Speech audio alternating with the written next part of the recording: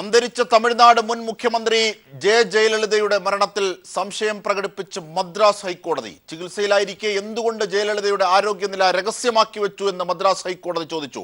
Medical report ഹാജരാക്കാത്തത് സംശയകരമെന്നും ഹൈക്കോടതി judge പരാമർശിച്ചു. വിവരങ്ങളുമായി ഇപ്പോൾ ഞങ്ങളുടെ പ്രതിനിധി കെ രാജേന്ദ്രൻ ന്യൂസ് ഡെസ്കിൽ നിന്നും ചേരുകയാണ്. ശ്രീ രാജേന്ദ്രൻ, ഒരുപക്ഷെ നേരത്തെ ഉണ്ടായിരുന്ന പല അഭ്യൂഹങ്ങൾക്കും പല ഓൺലൈൻ സൈറ്റുകളുടെ വെളിപ്പെടുത്തലുകൾക്കും അടിവരയിടുന്നു എന്നതാണോ കോടതി പറയുന്ന ഈ പരാമർശങ്ങളിൽ നിന്ന് വായിച്ചെടുക്കേണ്ടത്? തീർച്ചയായിട്ടും നിരവധി അഭ്യൂഹങ്ങൾ ഉണ്ടായിരുന്നു, നിരവധി ആരോപണങ്ങൾ ഉണ്ടായിരുന്നു. എന്നാൽ ഒരു കോടതിയുടെ ചില പരാമർശങ്ങളോടുകൂടി ഇതിന് കൂടുതൽ ഒരു ആധികാരികത കൈവരുന്നു. നമുക്കിപ്പോഴും ഇത് ജയലളിതയുടെ മരണത്തിൽ ദുരൂഹത ഉണ്ടായിരുന്നോ, എന്തെങ്കിലും നടക്കാൻ പാടില്ലാത്ത കാര്യങ്ങൾ നടന്നു എന്നൊന്നും പറയാൻ സാധിക്കില്ലെങ്കിൽ കൂടി കോടതി സുപ്രധാനമായ നിരീക്ഷണങ്ങൾ നടത്തുന്നതോടുകൂടി ആരോപണങ്ങൾക്കും അഭ്യൂഹങ്ങൾക്കും കൂടുതൽ സാധുത കൈവരികയാണ്. കോടതി ചോദിച്ച രണ്ട് പ്രധാനപ്പെട്ട ചോദ്യങ്ങൾ: ഒന്ന്, എന്തുകൊണ്ടാണ് ജയലളിതയുടെ ആരോഗ്യസ്ഥിതി രഹസ്യമാക്കി വെച്ചത്? മറ്റൊന്ന്, എന്തുകൊണ്ട് കോടതിയിൽ മെഡിക്കൽ റിപ്പോർട്ട് സമർപ്പിച്ചില്ല? ആരോഗ്യസ്ഥിതി എന്തുകൊണ്ട് രഹസ്യമാക്കി വെച്ചു എന്ന് പറയുന്നതിന് അടിസ്ഥാനമായുള്ളൊരു കാരണം, ഇത് തുടക്കം തൊട്ട് തന്നെ ജയലളിത ആശുപത്രിയിൽ പ്രവേശിപ്പിക്കപ്പെട്ട ആ സമയം മുതൽക്ക് തന്നെ കൃത്യമായ വിവരം ആരെയും തന്നെ അറിയിച്ചിരുന്നില്ല, പുറം ലോകത്തെ അറിയിച്ചിരുന്നില്ല. ആരെങ്കിലും ഇത് കൃത്യമായി അറിയിച്ചിരുന്നു എന്ന് പോലും അറിയില്ല. നമുക്കറിയില്ല പനീർശെൽവത്തിന് കൃത്യമായ വിവരം ലഭിച്ചിരുന്നോ, പ്രധാനമന്ത്രിക്ക് കൃത്യമായ വിവരം ലഭിച്ചിരുന്നോ, ശശികലയ്ക്ക് കൃത്യമായ വിവരം ലഭിച്ചിരുന്നോ, ആർക്കെല്ലാമാണ് കൃത്യമായ വിവരം ലഭിച്ചിരുന്നത് എന്നതിനെപ്പറ്റി ഇപ്പോഴും ഒരു വ്യക്തതയില്ല. എന്തുകൊണ്ടാണ് ആരോഗ്യസ്ഥിതി രഹസ്യമാക്കി വെച്ചത്? മരിച്ചതിന് ശേഷവും ഏറെ സമയം ഇത് രഹസ്യമാക്കി വെച്ചു. ഇതാണ് കോടതിയുടെ പ്രധാനപ്പെട്ട ഒരു നിരീക്ഷണം. എന്തുകൊണ്ട് രഹസ്യമാക്കി വെച്ചു? ഒരുപക്ഷെ ഇതിന് ഒരു ഔദ്യോഗികമായി ഉത്തരം പറയാൻ ബാധ്യസ്ഥരായവർ പറയാൻ പോകുന്ന ഒരു മറുപടി എന്ന് പറയുന്നത്, ആരോഗ്യസ്ഥിതിയുടെ യഥാർത്ഥ അവസ്ഥ പരസ്യമാക്കി കഴിഞ്ഞാൽ തമിഴ്നാടിനകത്ത് വലിയ കലാപം പുറപ്പെടാനുള്ള സാധ്യതയുണ്ടായിരുന്നു എന്നായിരുന്നു. ഈ മരണത്തിന് ശേഷവും മണിക്കൂറുകൾക്ക് ശേഷമാണ് ഇത് ഔദ്യോഗികമായി പറഞ്ഞത്. കാരണം എല്ലാ സുരക്ഷാ സംവിധാനവും ശക്തമാക്കുക, കലാപമുണ്ടാവാനുള്ള സാധ്യതകളെല്ലാം തന്നെ ഇല്ലാതാക്കുക, ഇതുവരെ കാത്തിരുന്നു എന്നതായിരിക്കും ഇവർ നൽകാൻ പോകുന്ന മറുപടി. എങ്കിൽ പോലും കോടതി ഇത്തരം ഒരു ചോദ്യം ചോദിക്കേണ്ട ഒരു അവസ്ഥയിലേക്ക് കാര്യങ്ങൾ എത്തിച്ചേർന്നു എന്നത് വളരെ ശ്രദ്ധേയമായ കാര്യമാണ്. മറ്റൊന്ന്, കോടതിയിൽ എന്തുകൊണ്ടാണ് മെഡിക്കൽ റിപ്പോർട്ട് കൃത്യസമയത്ത് എത്തിക്കാതിരുന്നത് എന്നതാണ്. അതായത് എന്തൊക്കെയോ കാര്യങ്ങൾ മറച്ചുവെക്കുന്നു എന്ന സൂചനകളാണ് ഇവിടെ നമ്മൾ ഇതിൽ നിന്നെല്ലാം വായിച്ചെടുക്കേണ്ടത്. എന്തായാലും ഈ ചോദ്യങ്ങൾക്കുള്ള മറുപടി പ്രധാനമായും രണ്ടുപേരാണ് പറയേണ്ടത്. ഒന്ന്, തമിഴ്നാട് സർക്കാരാണ്. ജയലളിത മരിക്കുന്നത് വരെ തമിഴ്നാട് മുഖ്യമന്ത്രി ജയലളിത തന്നെയായിരുന്നു. അതുകൊണ്ട് തന്നെ സർക്കാർ ഔദ്യോഗികമായി മറുപടി നൽകേണ്ടതുണ്ട്. സർക്കാർ എന്ത് മറുപടി നൽകും എന്നതായിരിക്കും ഏറ്റവും പ്രധാനപ്പെട്ട ഒന്ന്. മറ്റൊന്ന്, അപ്പോളോ ഹോസ്പിറ്റൽ അധികൃതർ അവർ മറുപടി നൽകുന്ന മറുപടിയും നിർണായകമായിരിക്കും. അവരും ഇതുമായി ബന്ധപ്പെട്ട് ഔദ്യോഗികമായുള്ള മറുപടി നൽകേണ്ടതുണ്ട്. ഇത് ജയലളിതയുടെ മരണം സംബന്ധിച്ചുള്ള ദുരൂഹതകൾ നീക്കണമെന്ന് ആവശ്യപ്പെട്ട് നേരത്തെ ADMK-യിൽ നിന്നും പുറത്താക്കപ്പെട്ട MP ആയിരുന്ന ശശികല, പുഷ്പ ഉൾപ്പെടെയുള്ളവർ സമർപ്പിച്ച ഒരു കൂട്ടം ഹർജികൾ പരിഗണിച്ചുകൊണ്ടാണ് കോടതി ഇത്തരത്തിലുള്ള ഒരു നിരീക്ഷണം നടത്തിയിരിക്കുന്നത്. നേരത്തെ പറഞ്ഞ പോലെ നിരീക്ഷണങ്ങൾക്കുള്ള സർക്കാരിൻ്റെയും അപ്പോളോ ഹോസ്പിറ്റൽ അധികൃതരുടെയും മറുപടിയാണ് ഇനി അറിയാനുള്ളത്. തീർച്ചയായും ശ്രീ രാജേന്ദ്രൻ, അതായത് നോക്കൂ, ഒരു ഹാക്കർമാരാണ്, ഈ കമ്പ്യൂട്ടറുമായി ബന്ധപ്പെട്ട ഹാക്കർമാരാണ് ഒരുപക്ഷെ ഈ ഹോസ്പിറ്റലിൻ്റെ രേഖകൾ ചോർത്തി പല വിവരങ്ങളും എത്തിയത്. അത് പീപ്പിൾ TV നൽകിയതുമാണ് ബ്രേക്കിംഗ് ആയി. ഒരുപക്ഷെ അതിൽ പറയുന്നത് ഈ ജയലളിതയുടെ മരണവുമായി ബന്ധപ്പെട്ട വിവരങ്ങൾ അറിഞ്ഞാൽ ഇന്ത്യയിൽ സംസ്ഥാനങ്ങളിൽ കലാപമുണ്ടാകുമെന്നാണ്. അങ്ങനെയാണെങ്കിൽ അത്തരം ദുരൂഹതകൾ കൃത്യമായി രേഖകളിലൂടെ എത്തിയെന്ന് പറയുന്നു. ജനങ്ങളിൽ നിന്നും പൊതുസമൂഹങ്ങളിൽ നിന്നും ഇത് മറച്ചുവെക്കരുതെന്ന് ആവശ്യപ്പെട്ട ആദ്യം അവിടെ എത്തിയത് കരുണാനിധി തന്നെയാണ്, മരണം പുറത്തേക്ക് പറയുന്നതിന് മുമ്പ് തന്നെ. ഈ രണ്ട് സാഹചര്യങ്ങൾ മാത്രം കൂട്ടി വായിക്കുകയും മെഡിക്കൽ റിപ്പോർട്ട് കോടതിക്ക് പോലും യഥാവിധി എത്താതിരിക്കുകയും ചെയ്യുന്ന ഒരു സാഹചര്യം ദുരൂഹതയെ അങ്ങനെ അങ്ങ് തള്ളിക്കളയാനുമാകുന്നില്ല. തീർച്ചയായിട്ടും. കാരണം തമിഴ്നാട്ടിലെ പ്രമുഖനായ നേതാവായ കരുണാനിധി ഈ ആവശ്യം പരസ്യമായി ഉന്നയിച്ചു. അതോടൊപ്പം തന്നെ വൈക്കോ പരസ്യമായി ഉന്നയിച്ചു. പല നേതാക്കളും, ശശികല, പുഷ്പ അന്ന് തന്നെ മരിക്കുന്നതിൻ്റെ തലേന്നാൾ അവിടെ അപ്പോളോ ഹോസ്പിറ്റലിൽ എത്തിയതിനു ശേഷം അവർ തന്നെ ഇത് പരസ്യമായിട്ട് ഉന്നയിക്കുകയുണ്ടായി. നിരവധി നേതാക്കൾ ഇത് ഉന്നയിച്ചിരുന്നു, ഗൗതമി അടക്കമുള്ള. അതെ, പല ആൾക്കാരും, രാഷ്ട്രീയത്തിന് അപ്പുറത്തുള്ള, രാഷ്ട്രീയ മേഖലയിൽ അല്ലാത്ത മറ്റു പല പ്രമുഖ വ്യക്തികളും ഈ ആരോപണം ഉന്നയിച്ചു. പക്ഷേ ഇങ്ങനെ ഒരു ആരോപണം ഉന്നയിച്ചു കഴിഞ്ഞാൽ സ്വാഭാവികമായും അതുമായി ബന്ധപ്പെട്ടുള്ള ദുരൂഹതകൾ നീക്കുക എന്നത് പ്രധാനപ്പെട്ട ഒരു കാര്യമാണ്. ഇപ്പോൾ നമ്മളത് പ്രത്യേകം എടുത്ത് പറയുകയാണെങ്കിൽ, ഇപ്പോൾ പ്രമോദ് മഹാജന്റെ മകൻ മകനും അദ്ദേഹത്തിന്റെ സെക്രട്ടറിയും, മുൻ BJP നേതാവായിരുന്ന പ്രമോദ് മഹാജന്റെ മകനും അദ്ദേഹത്തിന്റെ സെക്രട്ടറിയും ഒരു തവണ മയക്കുമരുന്ന് കഴിച്ചതുമായി ബന്ധപ്പെട്ട ഒരു കേസിനകത്ത് ഒരു സംഭവത്തിൽ അതിലെ സെക്രട്ടറി മരിച്ചു, മകൻ അതീവ ഗുരുതരാവസ്ഥയിൽ ദില്ലിയിലെ ഈ അപ്പോളോ ഹോസ്പിറ്റലിൽ കഴിയുന്ന ഒരു സാഹചര്യം ഉണ്ടായി. അന്നത്തെ ഏറ്റവും പ്രധാനപ്പെട്ട ഒരു വാർത്തയായിരുന്നു. അന്ന് പക്ഷേ അപ്പോളോ ഹോസ്പിറ്റൽ അധികൃതർ ചെയ്തൊരു കാര്യം, ദുരൂഹത നീക്കുന്നതിനായി ഒരു വാർത്താ സമ്മേളനം വിളിച്ചു ചേർന്നു. ഒരു വാർത്താ സമ്മേളനം വിളിച്ചു ചേർത്ത് അവർക്ക് പറയാനുള്ള കാര്യങ്ങളെല്ലാം പറഞ്ഞു. മാധ്യമപ്രവർത്തകരുടെ സംശയങ്ങൾക്കെല്ലാം തന്നെ മറുപടി പറഞ്ഞു. നമുക്കറിയില്ല ആ ദുരൂഹത നീങ്ങിയോ ഇല്ലയോ എന്നതെല്ലാം വേറെ വിഷയം. പക്ഷേ ഇത്തരത്തിലൊരു ഘട്ടത്തിൽ ദുരൂഹത നീക്കുക എന്നത് അത് സ്വാഭാവികമായിട്ട് ഉണ്ടാവേണ്ട ഒരു നടപടിക്രമമാണ്. എന്നാൽ ഇത് സംബന്ധിച്ചുണ്ടായില്ല. എന്താണ് ഉയരുന്ന ആരോപണങ്ങൾ എന്തെല്ലാമാണ്? ആ ഓരോ ആരോപണങ്ങൾക്കും അക്കമിട്ട് മറുപടി പറയുകയാണെങ്കിൽ ഇതുമായി ബന്ധപ്പെട്ടുള്ള എല്ലാ അഭ്യൂഹങ്ങൾക്കും വിരാമമാവും. എന്നാൽ ഇതുവരെ അത് ശ്രീ രാജേന്ദ്രൻ സൂചിപ്പിച്ചതുപോലെ അത് മാധ്യമപ്രവർത്തകരോടെന്നല്ല, ഈവൻ കോടതിയോട് പോലും പറയുന്നില്ലെന്നല്ലേ ഇപ്പൊ മദ്രാസ് ഹൈക്കോടതി പറയുന്നത്. അങ്ങനെയാണെങ്കിൽ എന്താണ് മറച്ചു വെക്കാനുള്ളത്? അങ്ങനെ മറച്ചു വെക്കാനുള്ളത് എന്താണെങ്കിൽ ഇപ്പോൾ ജനറൽ സെക്രട്ടറിയായി ഉയർത്തുന്ന ശശികലയ്ക്കാകില്ലേ അതിന്റെ മുഴുവൻ ഉത്തരവാദിത്വവും വേറൊരർത്ഥത്തിൽ വരിക? തീർച്ചയായിട്ടും. കാരണം ഇവിടെ ഏറ്റവും അധികം ആരോപണ വിധേയയായിട്ടുള്ളത് ശശികല തന്നെയാണ്. ഏറ്റവും കൂടുതൽ വിമർശനങ്ങൾ നേരിടേണ്ടി വരുന്നത് ശശികല തന്നെയാണ്. കാരണം ജയലളിതയുടെ ആരോഗ്യസ്ഥിതിയുമായി ബന്ധപ്പെട്ടും ജയലളിതയുടെ ആശുപത്രി ജീവിതവുമായി ബന്ധപ്പെട്ട് ഏറ്റവും അടുത്തറിയാവുന്ന വ്യക്തി ശശികലയാണ്. ശശികലയെ മാത്രമാണ് അങ്ങോട്ട് അടുപ്പിച്ചിരുന്നത്. കാരണം പല പ്രമുഖരായ നേതാക്കളും ജയലളിതയെ കാണാനായി ആശുപത്രിയിൽ എത്തിയപ്പോൾ അവരെയൊന്നും തന്നെ സഹോദരന്റെ മകളെ പോലും കാണിച്ചില്ല. ഈ ജയലളിതയുടെ അടുത്തേക്ക് കടത്തിവിട്ടിരുന്നില്ല. ശശികലയാണ് പ്രധാനപ്പെട്ട കാര്യങ്ങൾ തീരുമാനിച്ചിരുന്നത്. ആരെല്ലാം കാണണം, ഏതെല്ലാം ചികിത്സ നൽകണം, ഇതുമായി ബന്ധപ്പെട്ട എല്ലാ തീരുമാനങ്ങളും കൈക്കൊണ്ടിരുന്നത് ശശികലയാണ്. ശശികലയെ ഇപ്പോൾ ADMKയുടെ ജനറൽ സെക്രട്ടറിയായി ADMKയുടെ ജനറൽ കൗൺസിൽ യോഗം തിരഞ്ഞെടുത്തിരിക്കുന്നു. ജയലളിതയുടെ അനന്തരാവകാശി ചിന്ന അമ്മ എന്നൊരു വിളിപ്പേരോടുകൂടി അവർ രാഷ്ട്രീയത്തിൽ സജീവമാകാൻ പോകുന്നു. സ്വാഭാവികമായും ഇതുമായി ബന്ധപ്പെട്ടുള്ള എല്ലാ ദുരൂഹതകളും നീക്കാനുള്ള ഉത്തരവാദിത്തം യാതൊരു സംശയവും വേണ്ട ശശികലയ്ക്ക് തന്നെയാവും. അതുകൊണ്ട് തന്നെ എല്ലാവരും ഇപ്പോൾ ശ്രദ്ധാപൂർവം വീക്ഷിക്കുന്നത് ശശികല ഈ വിഷയത്തിൽ എന്ത് നിലപാട് കൈക്കൊള്ളുമെന്നതാണ്. അതായത് അങ്ങനെയാണെങ്കിൽ ഒരുപക്ഷെ കൂടുതൽ ധാർമ്മികമായി ശശികലയ്ക്ക് ഇത് വിശദീകരിക്കേണ്ട അവസ്ഥ വരുന്നു. അതായത് എല്ലാ അർത്ഥത്തിലും തോഴി എന്ന ശശികല ജയലളിതയുടെ അനുയായിയായി മാറുന്നു, അല്ലെങ്കിൽ പിൻഗാമിയായി മാറുന്നു.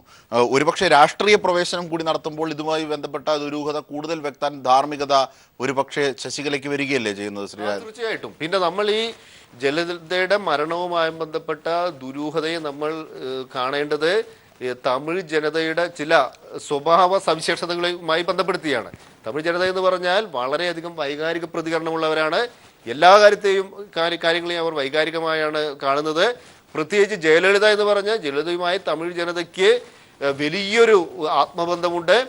ആ ആത്മബന്ധം അതിൻ്റെ ഏറ്റവും ഉച്ചസ്ഥായി നിൽക്കുന്ന സമയമാണിത്. അതുകൊണ്ട് തന്നെ ഇതെല്ലാം പരിഗണിച്ചുകൊണ്ടുള്ള ഒരു സമീപനമായിരിക്കും ശശികല സ്വാഭാവികമായി കൈക്കൊള്ളുക. അതുകൊണ്ട് തന്നെ ശശികല വലിയ വെല്ലുവിളി നേരിട്ടുകൊണ്ടിരിക്കുന്നു. ആ ഘട്ടത്തിൽ ഈ ഒരു വിഷയത്തിൽ എന്ത് സമീപനം കൈക്കൊള്ളുമെന്നതായിരിക്കും ഏറ്റവും നിർണായകമാകുക. ഒരുപക്ഷെ സത്യസന്ധമായ വിവരം നമുക്കിപ്പോൾ ഇതില്ല, അതിനകത്ത് യാതൊരു ദുരൂഹതയുമില്ല എന്നതായിരിക്കും ഒരുപക്ഷെ ഉണ്ടാവുക. നമുക്കറിയില്ല ഇത്. അങ്ങനെയാണെങ്കിൽ പോലും ഇതിനകത്തൊരു ദുരൂഹതയും ഒന്നും ഇല്ല എന്നൊരു നിലപാടെടുക്കാൻ പോലും അവർക്ക് സാധിക്കണമെന്നില്ല. ഇതിനകത്ത് അന്വേഷണം ആവശ്യപ്പെടേണ്ടി വരും, അന്വേഷണം നടത്തേണ്ടി വരും. സംസ്ഥാന സർക്കാരിൻ്റെതായ അന്വേഷണം നടത്തി കഴിഞ്ഞാൽ അത് പലരും മുഖവിലേക്ക് എടുക്കില്ല. അത് CBI ഏൽപ്പിക്കണമെന്ന് ആവശ്യപ്പെട്ടേക്കാം. എന്തു തന്നെ ആയാലും ഇതുമായി ബന്ധപ്പെട്ട് സർക്കാർ എന്നതിലുപരി ശശികല കൈക്കൊള്ളുന്ന നിലപാടായിരിക്കും ഏറ്റവും നിർണായകമാവുക. അതായത് ആശുപത്രി ചെയർമാൻ അടക്കം, പാർട്ടി നേതാക്കൾ അടക്കം, ശശികല അടക്കം ഒക്കെ പറഞ്ഞിരുന്നത് ജയലളിതയുടെ സുഖവിവരങ്ങൾ അന്വേഷിക്കുന്ന സിനിമാ താരങ്ങളോടക്കം. ഈ അടുത്തിടെ മൻസൂർ അലി ഖാൻ ആണെന്ന് തോന്നുന്നു അത്തരത്തിലൊരു പ്രസ്താവന നടത്തുകയും ചെയ്തു. ഗൗതമി പരാതി പറയുന്നു. ഇങ്ങനെ വിവിധ കോണുകൾ പറയുന്ന കൂട്ടത്തിൽ ഇത്തരത്തിൽ കോടതിക്കും ബോധ്യമാകുന്നു. അങ്ങനെയാണെങ്കിൽ എതിർപ്പുകൾ മറികടന്ന് ശശികലയെ AIADMKയുടെ സ്ഥാനത്തേക്ക് ജയലളിതയുടെ പിൻഗാമിയാക്കി കൊണ്ടുവരികയും ചെയ്യുന്നു. AIADMKയിലെ ഭൂരിപക്ഷം പ്രവർത്തകർക്കും എതിർപ്പുണ്ട് എന്നാണ് അറിയാനാകുന്നത് വാർത്തകളിലൂടെ, തമിഴ്നാട്ടിലെ കാര്യം. അങ്ങനെയാണെങ്കിൽ ഒരുപക്ഷെ ഈ സ്ഥാനാരോഹണവും ഇതുമൊക്കെയായി ബന്ധപ്പെട്ട് ദുരൂഹത വർദ്ധിപ്പിക്കുകയാണെന്ന വിലയിരുത്തലുകളെ തള്ളിക്കളയാനാകുമോ രാജേന്ദ്രൻ? തീർച്ചയായിട്ടും ഇല്ല. കാരണം എന്തൊക്കെ പറഞ്ഞാലും AIADMK എന്ന പാർട്ടി ഈ നൂൽപ്പാലത്തിലൂടെയാണ് സഞ്ചരിക്കുന്നത്. ഈ ശശികലയെ എന്തുകൊണ്ട് ഇപ്പോൾ ജനറൽ സെക്രട്ടറി ആക്കിയെന്ന് ചോദിച്ചാൽ മറ്റ് മാർഗങ്ങളൊന്നുമില്ലാതെയാണെന്ന് തന്നെ പറയാം. കാരണം ഈ AIADMKയെ സംബന്ധിച്ചിടത്തോളം 3 പ്രധാനപ്പെട്ട വിഷയങ്ങളുണ്ട്. ഒന്ന്, ഈ ADMKയുമായി ബന്ധപ്പെട്ടുള്ള പല നിർണായകമായ രഹസ്യങ്ങളും അതറിയാവുന്ന ഒരേ ഒരു വ്യക്തി, ജീവിച്ചിരിക്കുന്ന വ്യക്തി എന്ന് പറയുന്നത് ശശികലയാണ്. ADMK എന്ന പാർട്ടിയുടെ ധനസ്രോതസ്, ജയലളിത എന്ന വ്യക്തിയുടെ ധനസ്രോതസ്. ആ പാർട്ടി അടിസ്ഥാനപരമായി നിലനിൽക്കുന്നത് ഒന്ന് ഈ ജയലളിതയുടെ ഒരു പ്രതിച്ഛായ, മറ്റൊന്ന് ആ പാർട്ടിയുടെ സാമ്പത്തിക സ്രോതസ്. ഇതെല്ലാം അറിയാവുന്ന, അതുപോലെ പാർട്ടിയുമായി ബന്ധപ്പെട്ടുള്ള ധനവിനിയോഗങ്ങൾ, ഇതെല്ലാം അറിയാവുന്ന ഒരേ ഒരു നേതാവ് ശശികലയാണ്. അതുകൊണ്ട് തന്നെ ശശികല എങ്ങാനും പിണങ്ങിയാൽ, ശശികല ADMK എന്ന പാർട്ടിക്കെതിരായ എന്തെങ്കിലും ഒരു സമീപനം കൈക്കൊണ്ടു കഴിഞ്ഞാൽ സ്വാഭാവികമായും ആ പാർട്ടി പൂർണ്ണമായും. ഇപ്പോൾ മുതിർന്ന മാധ്യമപ്രവർത്തകൻ കൂടിയായ ശ്രീ ജിമോൻ ജേക്കബ് നമ്മോടൊപ്പമുണ്ട്. ശ്രീ ജിമോൻ, അതായത് നേരത്തെ ഉയർന്നിരുന്ന പല ആശങ്കകൾക്കും അടിവരയിടുന്ന ഒരു സംശയം കോടതിയുടെ ഭാഗത്തും ഉണ്ടായിരിക്കുകയാണ്. കോടതിയിൽ നിന്ന് പോലും പല കാര്യങ്ങളും മറച്ചുവെക്കാൻ ശ്രമിക്കുന്നു എന്നതാണ്.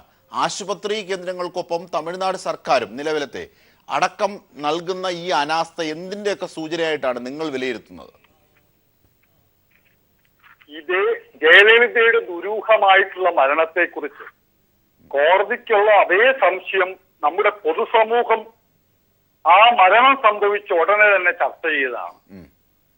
അതിലേക്ക് നമ്മുടെ സ്വതന്ത്ര ഇന്ത്യയിൽ ഒരു മുഖ്യമന്ത്രി മരണപ്പെട്ടാൽ ആ മരണത്തിന്റെ കാരണങ്ങളെക്കുറിച്ച് അറിയാനുള്ള മിനിമം അവകാശമെങ്കിലും നമ്മുടെ പൊതുസമൂഹത്തിനുണ്ട്, തമിഴ് ജനതയ്ക്കുണ്ട്. കാരണം ജയലളിത വെറുമൊരു മുഖ്യമന്ത്രി ആയിരുന്നില്ല. അത്രയും ജനസ്വാധീനമുള്ള ഒരു മുഖ്യമന്ത്രിക്ക് ഇതുപോലെയുള്ള ദുരൂഹമായ ഒരു മരണം സംഭവിക്കുമ്പോൾ കോടതി ഇടപെടുന്നത് സ്വാഭാവികമല്ലേ?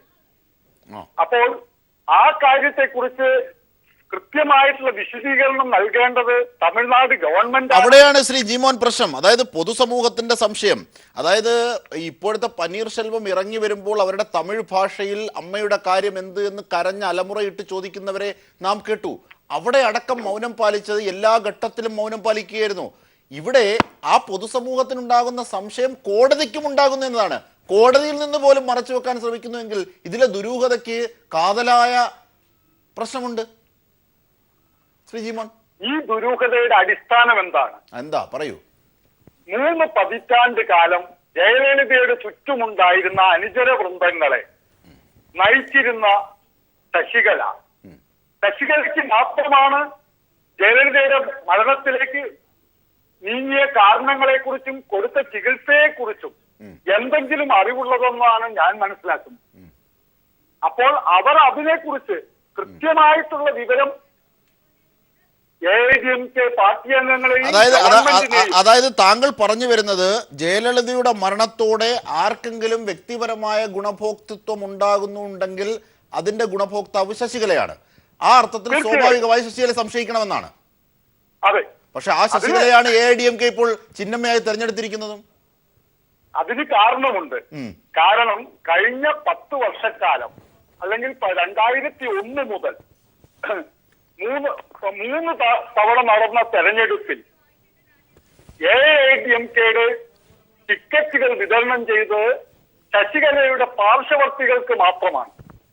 അവർ മാത്രമാണ് MP-മാരായിട്ടുള്ളത്, അവർ മാത്രമാണ് മന്ത്രിമാരായിട്ടുള്ളത്, അവർ മാത്രമാണ് MLA-മാരായിട്ടുള്ളത്. അപ്പോൾ അത്തരം ഒരു പാർട്ടിയിൽ, അത്തരം ഒരു സംവിധാനമുള്ള ഒരു പാർട്ടിയിൽ നിങ്ങൾക്കറിയാം, മറ്റേത് പാർട്ടിയിലും അതിനൊരു ജനാധിപത്യ ക്രമമുണ്ട്. MLA തെരഞ്ഞെടുക്കുന്നതിനും സീറ്റ് കൊടുക്കുന്നതിനും എല്ലാത്തിനും. ഇത്തരം യാതൊരു വിധ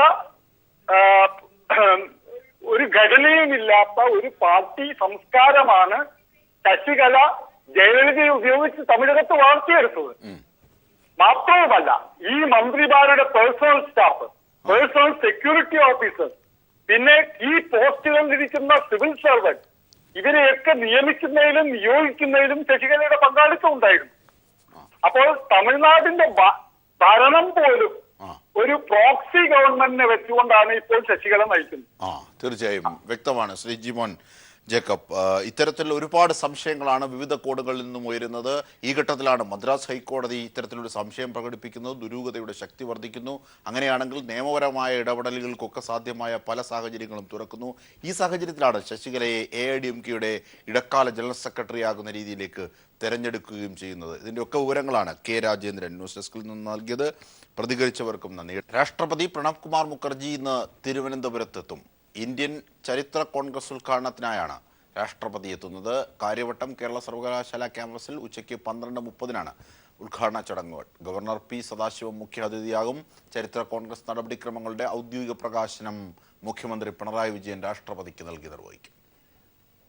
ജമ്മുകശ്മീരിലെ ബന്ദിപ്പോറ ജില്ലയിൽ സൈനിക വാഹനത്തിന് നേരെ ഭീകരാക്രമണം. 2 സൈനികർക്ക് പരിക്കേറ്റു. ഷാഖുന്ദ് ഹാജിൻ ഗ്രാമത്തിലാണ് വെടിവെപ്പുണ്ടായത്. മേഖലയിൽ ഭീകരർക്കായി സുരക്ഷാ സേന തെരച്ചിൽ നടത്തുകയാണ്.